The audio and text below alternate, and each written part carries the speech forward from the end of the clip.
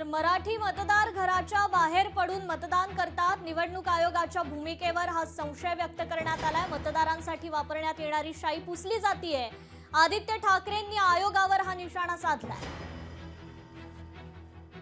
आपल्यासोबत शिवसेना नेते आदित्य ठाकरे साहेब आहेत। सर, मतदानाचा आढावा घेताय, कसं काय परिस्थिती आहे, कसं चाललंय? आहे सगळीकडे आपण पाहताय मराठी प्रेमी मुंबई प्रेमी जनता उतरत आहे मतदानाला आणि सगळ्यांना हेच माहिती आहे, जरा तुम्ही चुकाल तर मुकाल, हे शेवटची संधी मतदानाची आपल्याला।